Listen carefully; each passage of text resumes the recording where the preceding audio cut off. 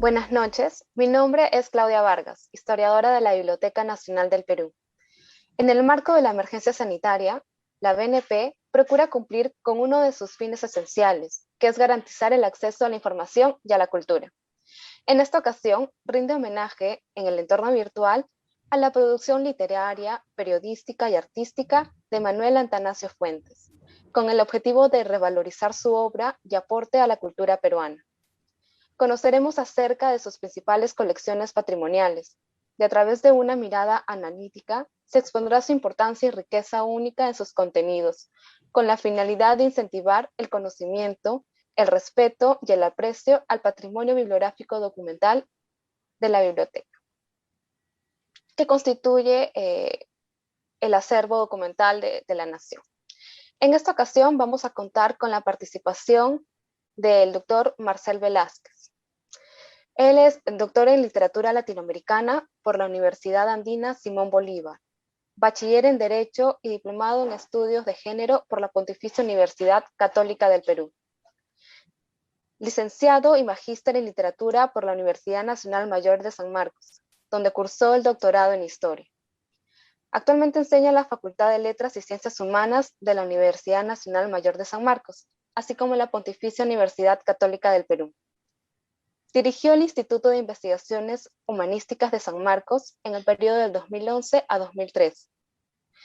Entre sus obras encontramos El revés del marfil, nacionalidad, etnicidad, modernidad y género en la literatura peruana, Las máscaras de la representación, El sujeto esclavista y las rutas del racismo, y La mirada de los gallinazos, cuerpo, fiesta y mercancía en el imaginario sobre Lima. Recibió el Premio Nacional del Ensayo Federico Villarreal en 2001 y el Premio del Concurso Nacional de Ensayo Jorge Basadre Grossman en el 2004. Fue considerado el investigador más destacado en los años 2005 y 2008 en la Facultad de Letras y Ciencias Humanas de la Universidad Nacional Mayor de San Marcos. Ha dictado múltiples conferencias en distintas universidades a nivel internacional, como la Universidad Autónoma de Barcelona, la University of Virginia, the City University of New York, entre otras. A continuación, nuestro invitado nos expondrá la ponencia Lorencita, 1878, de Manuel Atanasio Fuentes, El cuerpo inclasificable y la sexualidad transgresora. Le damos la bienvenida, profesor. Gracias, Claudia, por la presentación. En primer lugar, agradecer a la Biblioteca Nacional del Perú y manifestar mi complacencia por ser parte de este ciclo en homenaje a Manuel Atanasio Fuentes, quien se autodenominaba el murciélago y que es un personaje capital para entender el siglo XIX, ¿no?, en el Perú. Manuel Atanasio Fuentes fue un polígrafo, fue alguien que escribió sobre temas múltiples, siempre estuvo ligado al periodismo, es muy famoso por sus hojas satíricas que se llamaban justamente Aletazos del Murciélago y que luego reunió en 3 tomos en libro, en un libro de 3 tomos que se publicó en París. Estuvo también en La Broma, en fin, en diversos lugares de la cultura letrada del siglo XIX, siempre vamos a encontrar a Atanasio Fuentes. Entonces, me interesa a mí destacar primero ese carácter múltiple de este personaje que tenía ideas conservadoras, pero una visión moderna del Perú, ¿no? Él siempre repetía orden, moralidad y saber, ¿no? Consideraba que la educación era el camino para un mayor progreso y un mayor desarrollo. Como era un hombre de su tiempo y no podía ser de otra manera, por supuesto que tenía los prejuicios sociales y raciales propios de la época, ¿no? Por ejemplo, parafraseaba con ánimo de burla la forma de hablar de algunos personajes, digamos, que empleaban el castellano andino, como Juan Bustamante, que luego será famoso por la rebelión de Huancané en Puno, o también parodiaba la forma de hablar de los sujetos populares con raíces afroperuanas. Pero más allá de eso, la obra completa de Manuel Atanasio Fuentes constituye sin duda un testimonio directo de la complejidad y de las contradicciones, por supuesto, de los letrados decimonónicos en el Perú y en particular en la ciudad de Lima.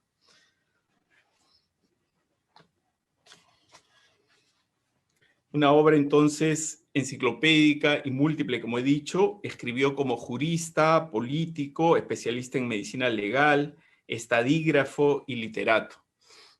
Quiero recordar también que Atanasio Fuentes es probablemente, con Ricardo Palma, los dos personajes que más conocían sobre Lima, sobre la historia de Lima, ¿no? Y que dejaron libros realmente fundamentales para entender la historia cultural de nuestra ciudad, ¿no?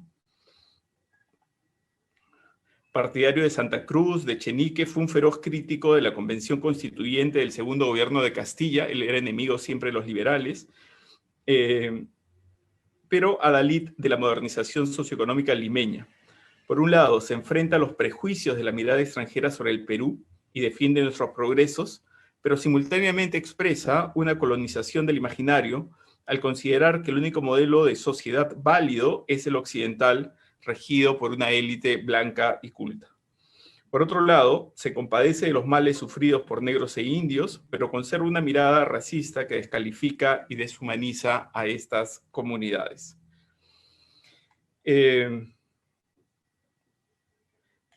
La obra, como decíamos, es vasta. Él escribió, por ejemplo, una guía del viajero en Lima en el año 1860, que es un documento muy interesante para entender la forma como se presentaba la ciudad dentro de los circuitos comerciales y viajeros de la época. Perdonen que tengo que... Fuentes, digamos, diseñó una presentación de la ciudad para los viajeros, pero que contenía abundante información sobre los establecimientos, las calles, las costumbres. Él siempre condenaba aquellas costumbres que consideraba ejemplo del atraso, de la herencia española, digamos, popular, y pugnaba por presentar la ciudad de Lima como un espacio moderno y civilizado. Había sujetos sociales que amenazaban, digamos, ese ideal de Fuentes, ¿no? Uno de ellos era, por supuesto, el sujeto popular, en particular la cultura afrodescendiente, pero también aparece otra figura que es menos visible, pero que se formaliza con claridad en el texto que quiero presentar esta noche. Fuentes escribió un relato que se llama Lorencita. Ese relato se publicó en La Broma. La Broma era un periódico humorístico, satírico, escrito por varios periodistas renombrados de época, entre ellos el propio Ricardo Palma, en el cual como suele ocurrir, desde el humor popular se cuestionaba el poder y se criticaba y condenaba múltiples conductas sociales. En ese marco se publica este relato en La Broma, justo un año antes de la guerra con Chile. Y la singularidad de este relato es que el personaje central, Lorencita, es justamente un varón que actúa como una mujer, ¿no? Es un personaje travesti y que tiene deseos homosexuales. Esto era una innovación, digamos, una ruptura con el imaginario muy significativa, ¿no? Porque convirtió en protagonista, digamos, de este relato a un personaje que tenía, pues, sobre sí todos los estigmas de la época contra las sexualidades marginales. Sin embargo, el tema de los varones homosexuales en la ciudad de Lima no era un tema tabú o sin antecedentes, ¿no? Se puede encontrar, por ejemplo, en el Mercurio Peruano, la célebre revista ilustrada, ¿no? 1790-1795, un famoso texto que se llama Cartas sobre los maricones de Lima, en el cual, mediante la ficción, digamos, se recrea una experiencia de una fiesta a la cual es conducido un visitante de la ciudad que queda asombrado porque quienes pensaba que eran simpáticas damiselas resultaban ser varones vestidos de mujeres, ¿no? Entonces, el tema había sido ya tratado, también aparece, por ejemplo, en Lima por dentro y fuera, de Esteban Terray y Landa, ¿no? Un poema satírico, en el cual se hablaba de que en Lima había una gran cantidad de maricones. Ese era el término que se usaba, maricones, no estoy repitiendo el concepto, digamos, de época, y se correlacionaba muchas veces a este sujeto social con la cultura popular afrodescendiente, justamente, ¿no? Sin embargo, el texto de Fuentes va a significar una ruptura, digamos, con estas formas de representación, con esta presencia, digamos, discursiva del homosexual en la ciudad de Lima. Y vamos a ver por qué.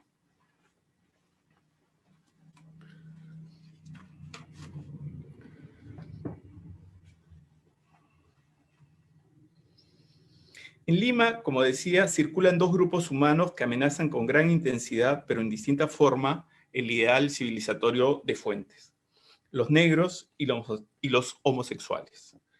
En lo que sigue se estudia la representación del cuerpo homosexual en un texto narrativo del Murciélago y los desafíos que plantea simultáneamente a las políticas tradicionales de género, a la lógica productiva del capitalismo y a la diferenciación en las zonas urbanas. Lorencita es un relato publicado en el número 26 de La Broma, el 13 de abril de 1878, y constituye una ruptura profunda con las tradiciones políticas de representación ligadas a los mandatos sociales hegemónicos, por cuanto es el primer texto literario que presenta los dilemas de un personaje homosexual en el centro de su trama, ¿no? Como había dicho, existían antes menciones, representaciones, pero nunca habían sido, digamos, el protagonista de un texto ficcional, ¿no? Esta narración, olvidada por los estudios literarios y por los estudios de género, hay que recordar que el primero en recuperar esa tradición y ponerla, digamos, en un libro moderno es Alberto Tauro, en la década del 70, pero el texto no fue, digamos, incorporado dentro de los estudios del siglo XIX. En los últimos años empieza a ser estudiado con más detalle. Hay una crítica boliviana, por ejemplo, Curmi Soto, que ha hecho una edición crítica que está en internet, así que cualquiera puede leer el texto ahora con gran facilidad. Lo que antes era muy difícil, pues solo estaba en La Broma y en este libro que recuperó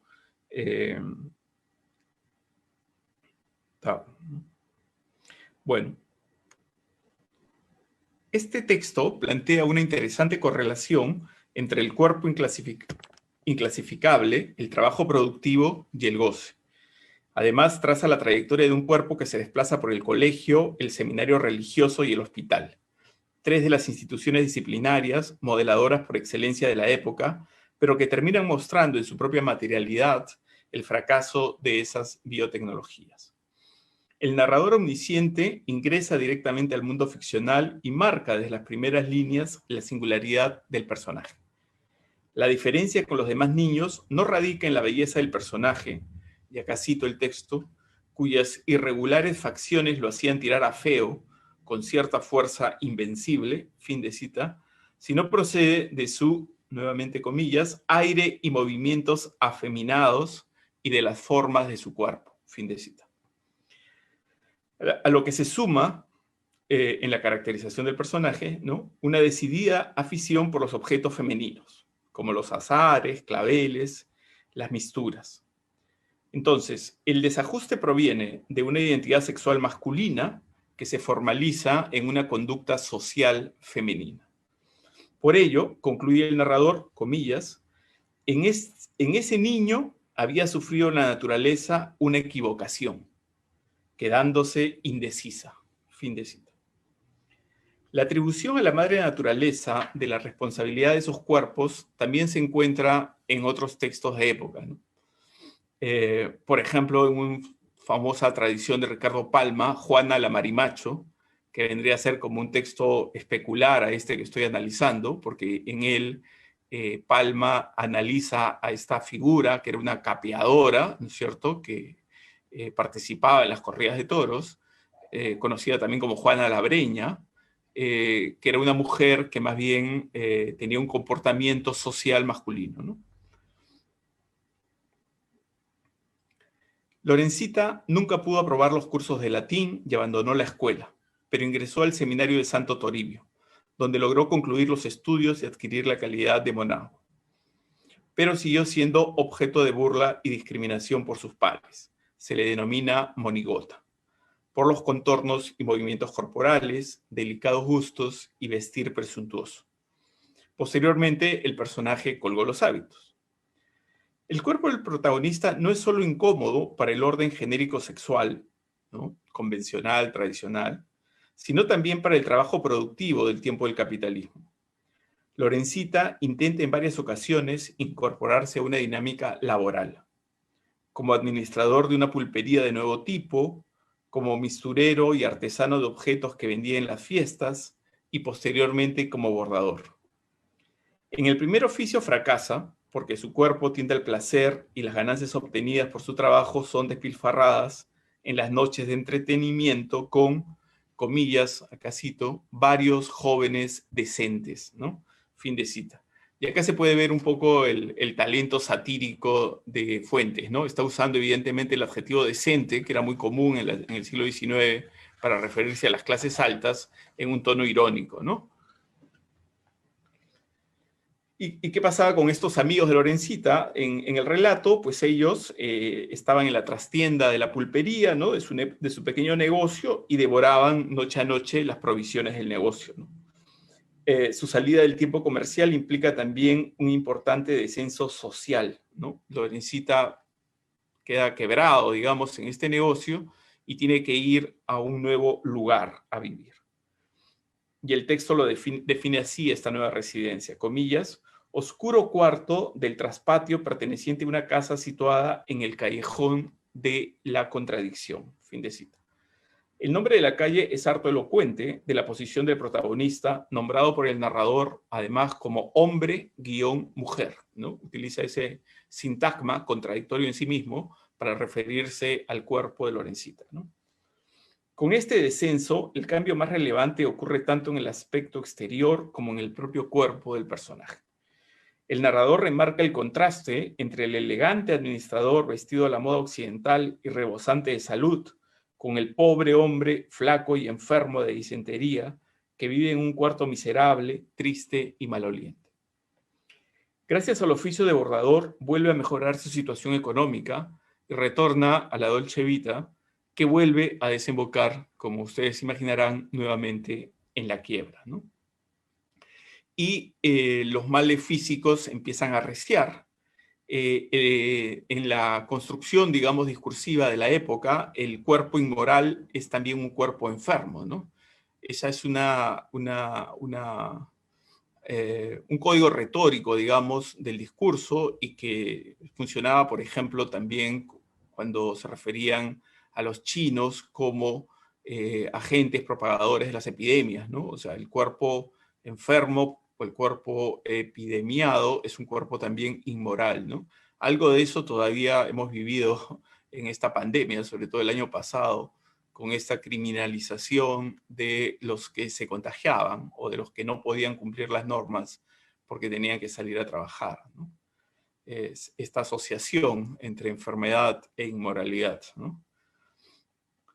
Nótese entonces que el cuerpo inmoral es también un cuerpo enfermo, un espacio orgánico que se descompone y se disuelve permanentemente. La figura de la disentería perpetua adquiere aquí su verdadero papel simbólico. La cuarta y última sección del relato contiene una escena típica del imaginario sexual limeño y el castigo final a la transgresión y el desafío que encarna un sujeto homosexual.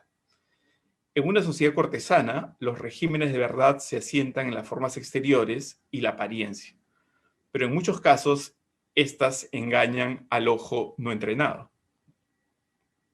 A fines del siglo XVIII, Terraya y Landa advertía a los viajeros que la figura seductora de una tapada podía encubrir una sorpresa. él decía algo así como que si ves a una mujer, a una tapada, y la sigues, de pronto puedes llevarte la sorpresa de que es un esqueleto o es una vieja desdentada, dice, ¿no? Algo así. En el famoso libro de Fuentes sobre Lima, ¿no? Tiene él la estadística de Lima y luego tiene un libro que se llama Lima, Apuntes Históricos Descriptivos, que son libros realmente fascinantes para conocer la historia de nuestra ciudad y la manera como Fuentes imaginaba y proyectaba, digamos, su visión sobre el espacio urbano, ¿no? En ese libro de Lima, el propio Fuentes declaraba que la saya y el manto generaban muchos chascos por la simulación de la edad y la raza. Un blanco y torneado brazo y un pedacito de ojo negro y expresivo solían pertenecer a una abuela desmolada, o sea, sin muelas, ¿no? O sin otro ojo que el medio visible, o una anciana tuerta, ¿no? Es lo que está diciendo. Negras y zambas de cuerpos elegantes cubriéndose la mano y el brazo con guantes de seda y bajando la saya hasta donde bastara para que el pesado y grande pie no traicionara el disfraz, dice el propio Fuentes, ¿no? De esa manera se engañaba, dice, a los varones enamoradizos. En este relato, en Lorencita, Fuentes añade otra vuelta de tuerca a esta clásica escena de confusión, la identidad sexual. El empresario inglés asociado a los ferrocarriles, figura clásica de la modernización, no solo en el Perú, sino en toda América Latina, a la modernización y al progreso, digamos, típicos del 19, sufre un chasco terrible. Es una escena en la cual un empresario inglés conoce a Lorencita, ¿no? Y este empresario, vinculado a los ferrocarriles, no comprende que esa dama vestida de blanco que él ve no era más que un varón hambriento y travestido. El inglés posee una experiencia social que lo conduce a participar decididamente en el antiguo intercambio de comida por sexo. Sin embargo, la transacción fracasa porque la verdad encubierta se revela. La mujer se declara hombre. El súbdito del imperio más poderoso del 19 no admite su error y reacciona con gran cólera. Y acá cito el texto, comillas. No dijo una palabra, pero levantando un garrote que le servía de apoyo, armó tal tunda a la supuesta mujer que la echó por tierra medio muerta. Fin de cita. El tono humorístico del relato se manifiesta en varios momentos y está expresado mediante elementos grotescos y carnavalescos. Por ejemplo, la forma de comer de los amigos que saquean el negocio y la pulpería, o la configuración caricaturizada de Mr. Horses, la narración del desbocado deseo sexual del inglés, la abadesa que descubre el sexo del personaje, entre otras escenas, ¿no?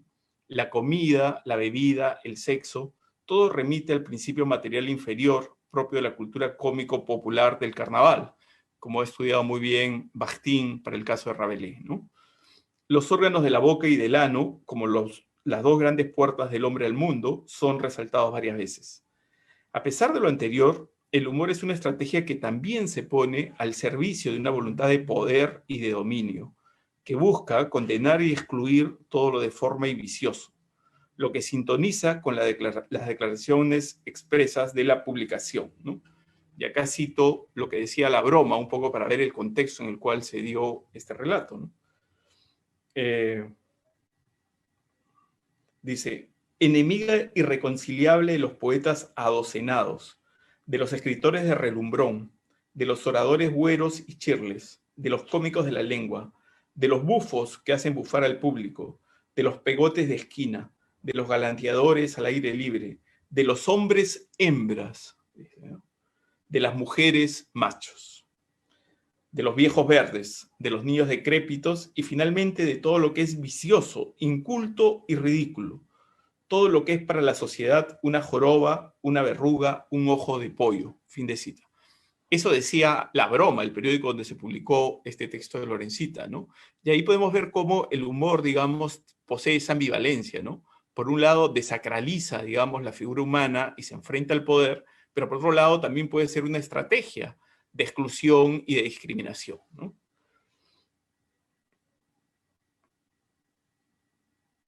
Entonces, se trata de un humor que no desacraliza el poder, en este caso de Lorencita, sino que reproduce su mecanismo de exclusión, como también ocurría, por ejemplo, en la poesía de Caviedes, ¿no? Durante el relato hay un momento en el que se adopta en forma paródica un tono serio. La digresión del narrador sobre la posibilidad de que la ciencia y el honorable ayuntamiento de la capital, es decir, la municipalidad, empleen el cuerpo de Lorencita para estudiar, comillas, cómodamente la organización de las entrañas sin necesidad de escalpelo. Y esto tiene que ver con que en un momento del relato Lorencita está tan enfermo, ha enflaquecido tanto, que un personaje dice, caramba, dado este cuerpo, podemos estudiar, digamos, el interior con facilidad, ¿no? Porque está ultra delgado, ¿no? Gracias a la introducción, y acá está el chiste cruel, digamos, de una vela encendida en el interior, dice el texto, ¿no?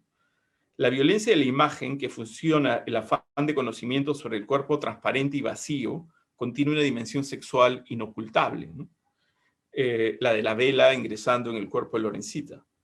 El insensato propósito se abandona, no por consideración al sujeto, sino porque la luz no era posible por falta de ventiladores. La lógica de la ciencia se impone plenamente no solo a la dignidad humana, sino a las fronteras del cuerpo mismo. Finalmente, después de esa paliza, digamos, que recibe del inglés, nuestro personaje ha quedado muy malherido y es llevado a un hospital donde fallece. La muerte del protagonista se atribuye a 3 razones. Comillas, la abundante escena, la más abundante garroteadura, o sea, los golpes con el garrote, y los achaques de la dolencia crónica, ¿no? Es decir, la enfermedad que tenía. Enterado de la noticia, sus amigos exclamaban, comillas, ya murió la pobre Lorencita. Fin de cita. Esta frase que cierra el texto remite al poder de nombrar al cuerpo inclasificable y disfuncional con una mezcla de conmiseración y simpatía que no oculta ni la distancia ni el alivio entre los otros personajes anónimos que solo funcionan como voces de los miedos y los deseos de los propios lectores, ¿no? El relato crea una estructura discontinua porque la vida pública de Lorencita se interrumpe en varias ocasiones. Tenemos una historia fracturada, como si la totalidad de la trayectoria del personaje fuera imposible de representar por el discurso narrativo, ¿no? La Lima ideal de Fuentes, un escritor, además con rasgos afrodescendientes, es moderna y civilizada como las urbes europeas, pero en sus representaciones literarias aparecen recurrentemente las prácticas sociales y los cuerpos que traicionan ese afán insensato. Las diversiones de la plebe, el público lector degradado en número y en calidad, los afrodescendientes como signos del mal moral y los homosexuales como cuerpos subversivos, todo ello y todos ellos impiden una escritura victoriosa que modele la ciudad y sus cuerpos. Para concluir, entonces, podemos decir nosotros que estamos ante un relato fundacional, ¿no? Porque es el primer texto literario moderno que afronta el tema de la homosexualidad de manera abierta y convierte al sujeto homoerótico en protagonista de la trama. Por supuesto que el discurso literario está construido en base a los prejuicios, a los temores, todo un sistema de cognición social de la época que excluía, ridiculizaba, discriminaba a estos cuerpos subversivos, transgresores, que no se ajustaban a la lógica genérico-sexual dominante. Sin duda, no es un cuento que exalte la figura del homosexual, no es así, pero sin embargo, el que haya convertido a esta figura en el centro del relato, de la ficción, convierte a este texto de Fuentes en un hito capital en la representación de los cuerpos homosexuales en la ciudad de Lima. Con este ejemplo, digamos, en el cual me he detenido a profundidad, quiero mostrar, digamos, la riqueza y la complejidad de la escritura de Fuentes, ¿no? Sé que la Biblioteca Nacional del Perú también hace algunos meses sucedió en el Perú, ¿no? Me entrevistó a mí y a otros especialistas en el siglo XIX sobre la obra de Fuentes, pero a veces vivimos asediados por lo urgente o por las conmemoraciones principales y perdemos de vista a los que son los escritores clásicos de nuestro país y en particular de Lima, como es el caso de Fuentes, ¿no?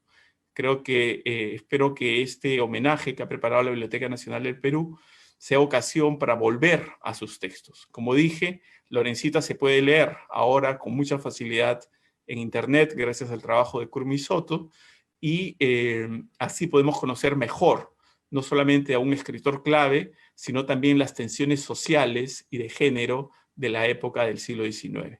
Muchas gracias. Muchas gracias, profesor, por compartir esta breve reseña y un poco la interpretación de la obra de Fuentes, ¿no? Tal vez un poco desconocida para muchos, que tal vez no habían por ahí eh, leído o revisado este corto texto, ¿no? Desde las redes nos están llegando algunas consultas, se las voy a hacer presente. Claro. Ya nos había comentado un poco al inicio otros autores que trataran sobre esta narrativa homosexual. No sé si podría por ahí profundizar un poco más sobre ellos o tal vez el aporte Sí, de sí, Manuel claro. Atanasio Fuentes, ¿no? Sobre ello. Lo que creo que vale la pena enfatizar es que hay como una ruptura, ¿no?, en la representación de los cuerpos homosexuales, ¿no? Mientras que en el mundo colonial esos cuerpos son permitidos en los espacios de fiesta, por ejemplo, en las grandes festividades, que a veces eran incluso religiosas, pero tenían como parte, digamos, de los cortejos, de los carros, ¿no?, cómicos, a varones travestidos.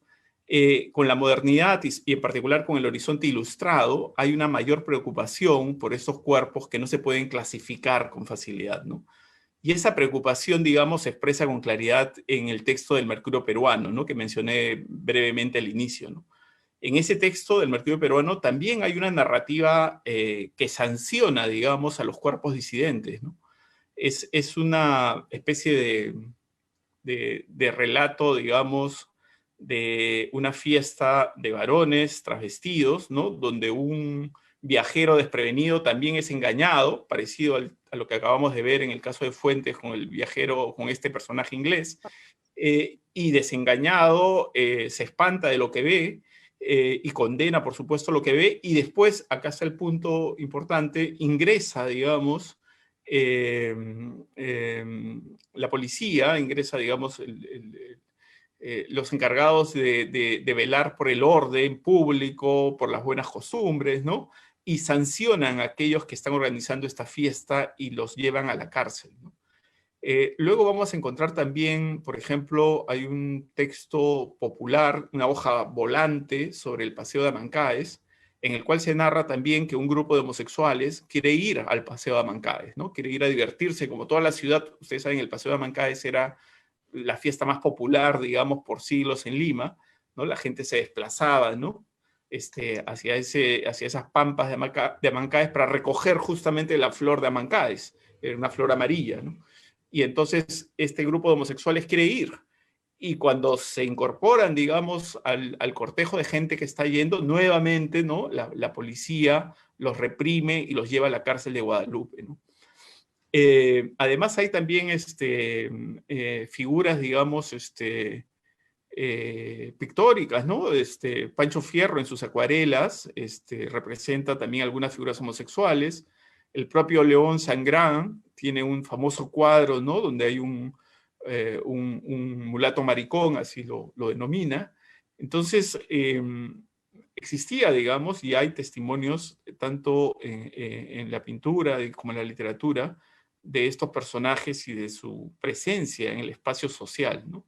Pero esa preocupación y esa presencia es percibida como negativa, como peligrosa, como amenazante, conforme se va consolidando la modernidad, ¿no? Y conforme se va imponiendo el modelo de familia burguesa que conocemos. Muchas gracias, profesor. Hay una segunda pregunta. Nos consultan lo siguiente. ¿Por qué las orientaciones distintas a la línea heterosexual son puntos de crítica para aproximarse al texto? No sé exactamente por dónde va la pregunta, el sentido mismo. O sea, yo creo que el texto no, como decía, no plantea, digamos, una defensa o un reconocimiento, incluso siquiera, de estas disidencias sexuales, de estas sexualidades alternativas, marginales, ¿no? El texto de Fuentes expresa, digamos, la visión hegemónica, dominante, eh, y lo interesante es más bien leerlo a contracorriente, en reversa, como diría Aguja, ¿no? Podemos encontrar allí en el texto las propias fisuras, contradicciones, que no permiten encontrar un espacio social para un personaje como este, ¿no? Que no encuentra lugar en el mundo laboral, cuyo cuerpo se ve, digamos, afectado por las enfermedades, por la pobreza que lo obliga a prostituirse en las plazas, y es ahí donde le ocurre el incidente con el inglés, que lo condena finalmente a muerte. Creo que constituye un testimonio, digamos, que nos muestra, por un lado, la visión hegemónica, digamos, contraria, ¿no?, a los cuerpos homosexuales, pero por otro lado nos muestra también las tensiones de esa propia visión, ¿no? Desde hoy, digamos, con otras ideas hegemónicas, vemos el texto de otra manera, ¿no? Y seguramente puede ser incluso recuperado como parte de una tradición cultural de identidad gay en el Perú, ¿no? A lo largo de lo que nos fue comentando, hizo una relación entre esta mirada que se hacía, ¿no?, hacia este tipo de personajes y un poco con el presente, ¿no? Con el tema de la pandemia, con el tema de esa mirada hacia aquellos que necesitan, que viven, es otra realidad, tienen que salir a las calles, y se siente, ¿no?, ¿cómo explicarlo?, ¿no? Esa mirada un poco similar, ¿no? Sí, De rechazo, ¿no? No sé si podría tal vez profundizar un poquito más sobre ello. sí, claro. Yo el año pasado publiqué un libro que se llama Hijos de la Peste, una historia de las epidemias en el Perú. Y investigando, digamos, para ese libro, en plena pandemia de la COVID-19, empecé a encontrar obvias similitudes entre la forma como se construyó un discurso desde el Estado sobre los cuerpos enfermos, ¿no?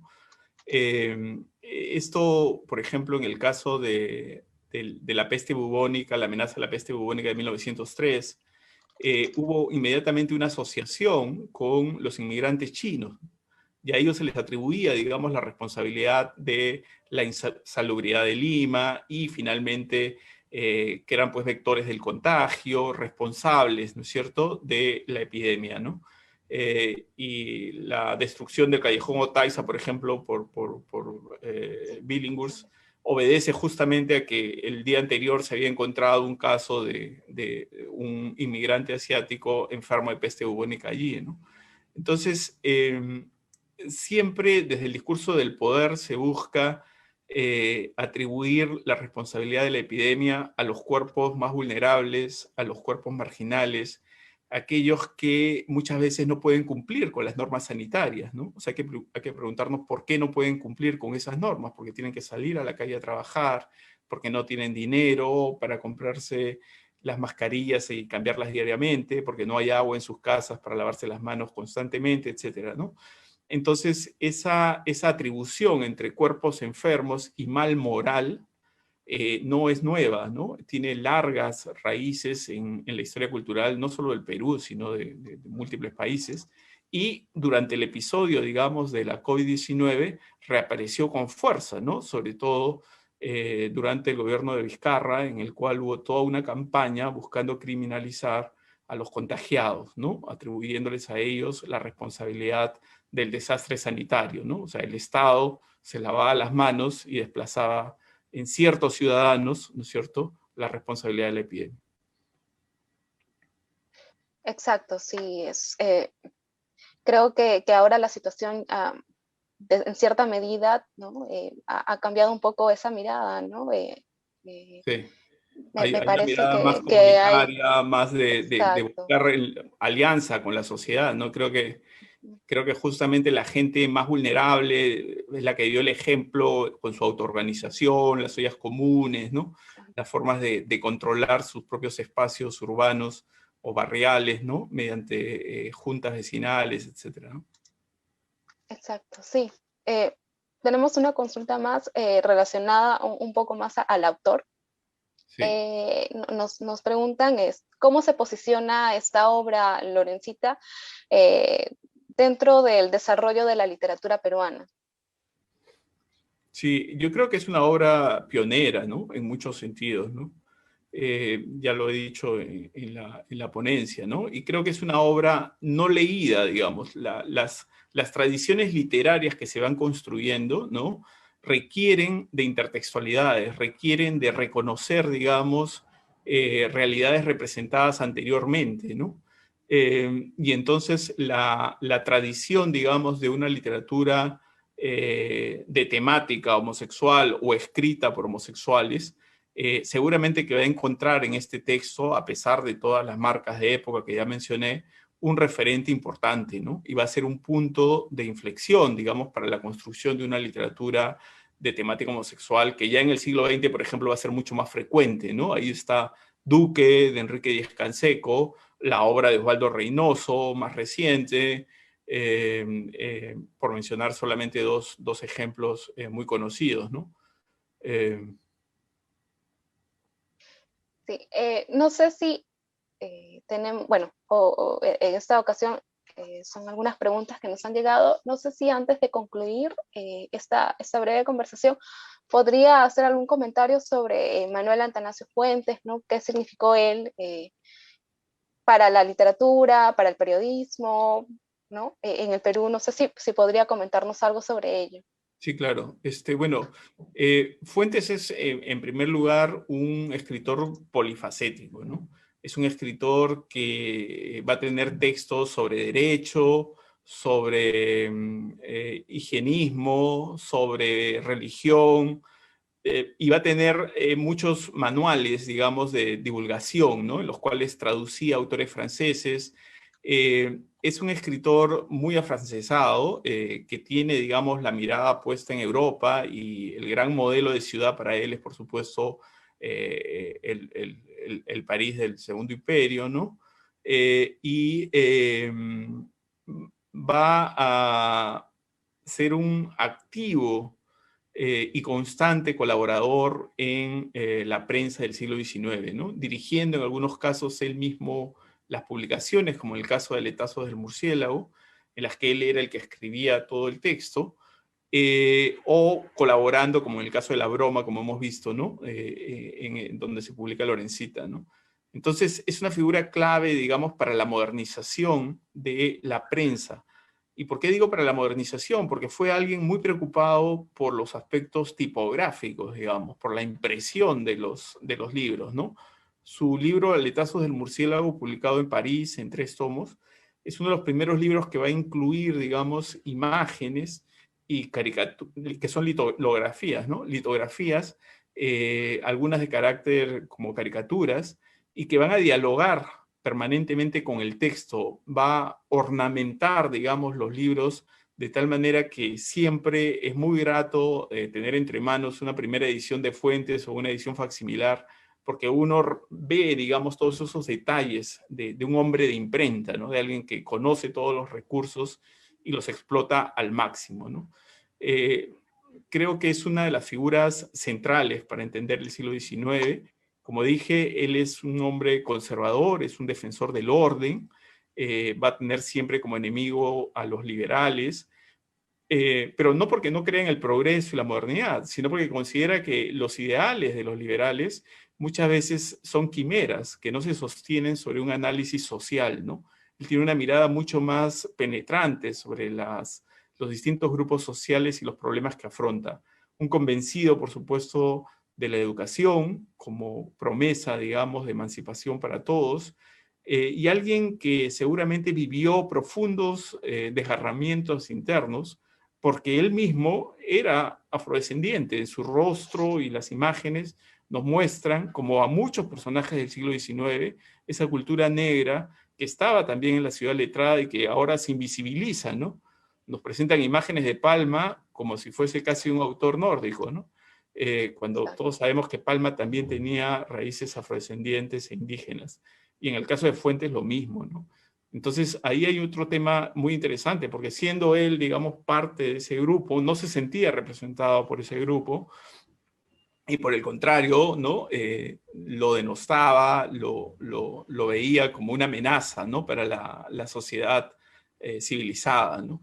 Entonces creo que es un autor moderno, ¿no? Por esas tensiones, por esas desgarraduras, por atreverse a escribir un relato como Lorencita, que era pues un meteorito, digamos, en una literatura muy convencional en ese momento, ¿no? Eh, y que claro, se lo permitió porque estaba en un espacio como cómico, satírico, jocoso, ¿no? El de la broma, donde todo era posible, ¿no? Y entonces leerlo de manera aislado también es distinto, pero de todas maneras marca un hito en las políticas de representación del cuerpo varón homosexual en la literatura peruana. Antes de concluir, se me vino una curiosidad, en realidad. No sé si usted tendrá alguna referencia sobre, tras la publicación de este texto, ¿hubo alguna reacción popular, hubo comentarios o se publicaron ciertos artículos en prensa o algo relacionado No, no he o podido simplemente encontrar nada quedó? específico, pero la broma tuvo muchísima lectoría. Era una publicación, digamos, que sintonizaba muy bien con el ánimo de la gente. Ahora, lamentablemente, se da justo un año antes de la guerra con Chile, pocos meses antes de la guerra con Chile, entonces no puede continuar y se pierde, digamos, esa apertura, ¿no? Que había generado la broma. Y después de la guerra con Chile, la literatura se hace muy preocupada, digamos, por otros temas, como el tema indígena, o mucho más conservadora también en temas morales y cristianos, ¿no? Entonces, no hay nada semejante. Queda como un hito allí, un poco perdido por las circunstancias, y recién en el siglo XX van a aparecer otras narraciones, digamos, que aborden el tema directamente. Y como no se publicó, digamos, fuera de la broma, hasta muchos años después, en una edición moderna, pues menos, ¿no? Porque no era pues conocido más que por muy contados especialistas, ¿no? Efectivamente, sí, como comenté también al inicio, es para muchos una novedad, ¿no? Este relato, ¿no? Y algo bastante curioso y que llama mucho la atención, ¿no? Como usted comentó, un personaje totalmente distinto a los que estábamos acostumbrados a ver, sobre todo en ese periodo, ¿no? Así es. Bueno, profesor, estamos ya pronto a culminar esta conferencia. Le agradecemos mucho por su tiempo, por comentarnos, compartir con nosotros los conocimientos que tiene acerca de este autor y bueno, en el marco de conmemorarnos los 200 años del autor es muy importante siempre ir conociendo nuevos aspectos, ¿no? Ok, gracias.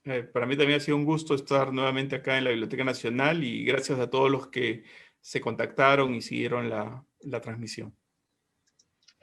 Sí, antes de culminar, agradecemos a todas las personas que han estado siguiéndonos en esta transmisión. Les recordamos que esta y las siguientes conversaciones van a estar colgadas en las plataformas sociales de la biblioteca, en Facebook y en YouTube, pueden encontrarlas, para que las revisen en el momento que requieran. También comentarles que el jueves 8 de abril se abre la convocatoria para publicar en la emblemática revista Fénix de la biblioteca en formato digital. Entonces los invitamos a enviar artículos o trabajos que hayan realizado. Bueno, simplemente recordarles que debemos tener en cuenta todas las medidas de bioseguridad, cuidarnos, usar mascarillas, lavarnos las manos, el cuidarse a uno es cuidar a todos. Muchas gracias, buenas noches, ya nos estamos encontrando nuevamente. Hasta Buenas luego. noches.